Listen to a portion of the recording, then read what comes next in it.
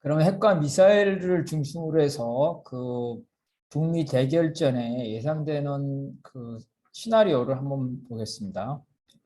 미국 지배 기득권이 북에 가지고 있는 생각은 이렇습니다. 첫 번째는 북이 지금까지 그 제네바 협상이라든지 육자회담이라든지 이런 협상을 계속 파기해 왔다.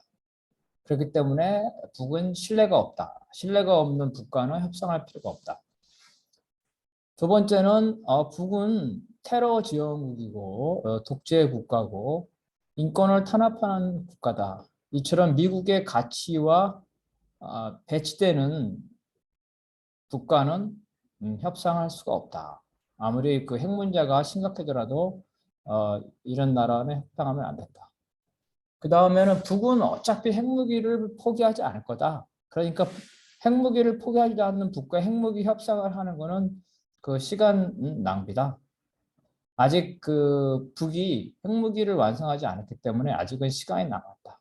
그러니까 아직은 계속 제재를 하면서 북을 압박하면서 북이 핵무기를 완성하기 전에 그 북의 체제를 전환하는 그런 것들을 모색을 해야 된다. 이런 생각을 가지고 있습니다. 그래서 이제 그 최대 압박을 하고자 하는데요. 그런데 이 최대 압박에 카드가 없다는 거죠. 그리고 전략적 인내를 해왔는데 이 전략적 인내는 최대 압박이 아니죠. 최대 압박이 될 수 없는 전략적 인내는 실패했다. 북한테 먹히지 않기 때문에 그동안에 북은 계속해서 핵무기를 다중화, 고도화, 대량화 시키고 있다는 거예요. 이제 미국이 그러면 유일하게 쓸 수 있는 카드는 전쟁이죠, 전쟁. 전쟁인데 그 전쟁은 할 수 없다 그랬을 때 이미 그 1994년에 클린턴 시절에 재래식 전쟁, 북의 재래식 반격도 그 치명적이기 때문에 그죠?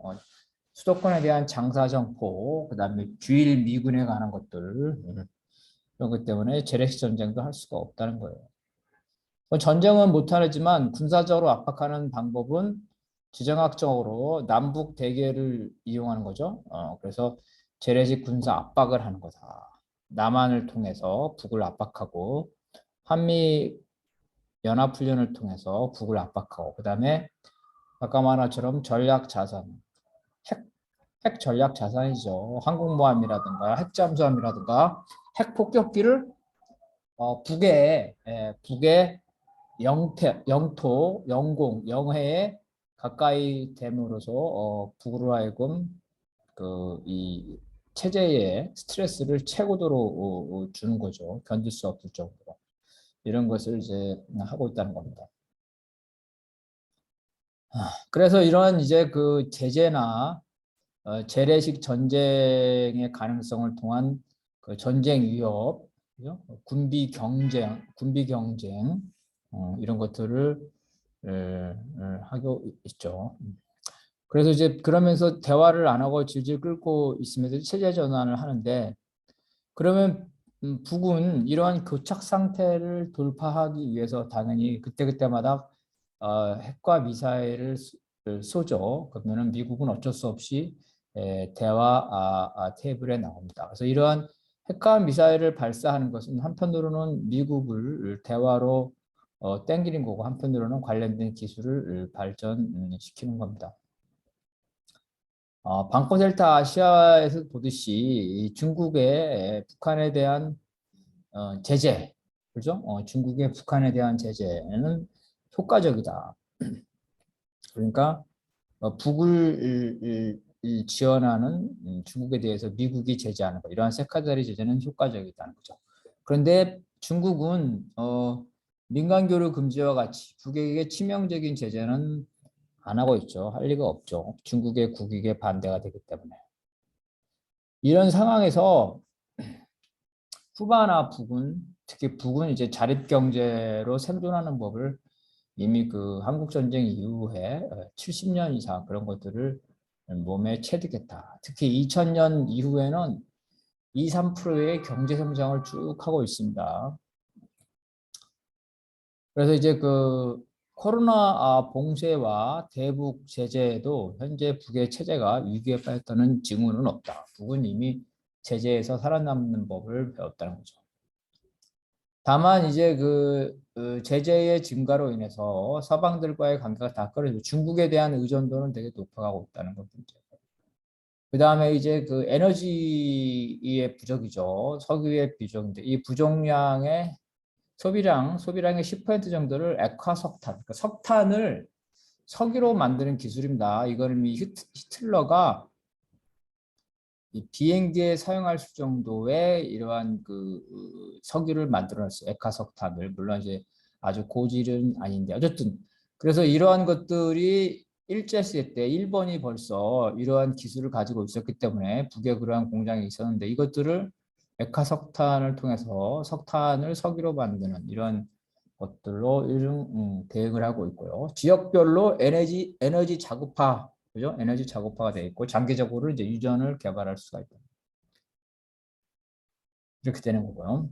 그래서 이제 그 미국의 입장에서는 보면은 가장 이상적인 건 뭐냐 거죠. 미국의 입장에서 가장 이상적인 거는 주한미군도 그대로 유지하고 한미 동맹도 유지하고 제재 정도만 풀어주는 수준에서 북핵의 폐기를 이끌어내는 겁니다. 그 북의 태도를 봐서 불가침과 관계 정상화는 해줄 수도 있고 안 해줄 수도 있고.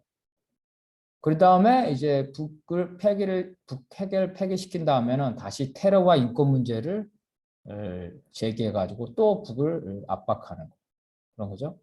이렇게 해서 북의 체제를 바꾸든지 아니면 압박을 통해서 리비아나 이라크처럼 정권이 바뀌는 걸 원하는 거죠.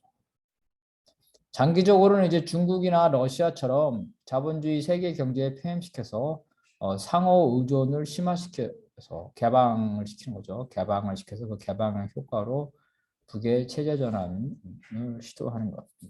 수령 체제겠죠. 수령 체제를 붕괴시키는 것. 근데 북이 그 핵무기를 포기하고 그 정도 수준에서 미국과 타협할 리가 없죠. 그래서 미국이 생각할 수 있는 현실적인 방안, 현실적인 가능성은 뭐냐는 거죠. 그렇게 볼 때 미국의 입장에서는 북핵보다는 중로 봉쇄가 더 중요한 문제다. 어차피 미국은 중국과 러시아에서 핵전쟁의 위협에 있고 지금까지 핵전쟁 없이 잘 통제해왔기 때문에 북핵도 만약에 통제가 가능하다면 북핵을 용인하는 대신에 한반도, 남한을 중로의 봉쇄 기지로 계속 유지하는 것 이것들이 더 미국에게는 중요한 문제라는 거죠. 그래서 이 중로 봉쇄를 위해서 중로 봉쇄를 위해서라면 그 북핵을 방치할 수다. 즉 북의 핵 위협을 빙자해서 계속해서 남한을 중로 봉쇄의 기지로 사용할 수 있다는 거죠. 아니면 더 이제 전향적으로 CFR의 기고문처럼 파키스탄처럼 파키스탄이 과거에 미국과 친민은 아니었습니다. 이 파키스탄처럼 북이 미국에게 전략적인 이익을 줄 수 있다. 예를 들어서 주한미군을 방치할 수 있다. 거죠? 주한미군을 방치할 수 있다. 어떻게? 그 핵무기를 보장을 받으면 또 중로 동맹에서도 파기하고 베트남처럼 친미 관계를 형성하거나 중립국으로 갈 수 있다. 핵무기를 가지고도 중립국이 될 수 있죠. 그래서 북은 핵과 미사일을 동결하고 핵과 미사일에 대해서 해외에 수출하는 확산을 하지 않겠다는 거고 핵과 미사일에 대해서 국제적인 사찰을 받아들인다는 것. 그 투명성과 안전성, 그리고 다자사찰을 수용한다는 것. 그리고 이제 핵의 일부 폐기, 그죠? 이런 것들을 보면서 상징적으로 일부 핵무기를 해체해서 미국으로 반출시켜서 미국의 어떤 자존심을 세워주는 대신에 실질적으로 핵무장 국가로 남아 있는 것. 이러한 경우는 사실 이제 제재 해제 이후에는 별도의 북에 대해서 보상도 할 필요가 없다는 겁니다. 그럼 북이 핵무기를 가지는 것에 대해서 미국 여론에 대해서는 미국 국민에 대해서는 본토가 안전하다. 즉, 그 불가침이죠. 미국과 북의 불가침조야. 그 다음에 북의 핵무기에 대한 그 사찰을 통해서 미국 미국의 정치인과 그 국민들을 설득할 수 있다. 왜냐하면 대중봉쇄를 위해서, 대중봉쇄의 명분을 위해서 북의 핵무기를 수용할 수밖에 없다는 걸 설득한다는 거죠.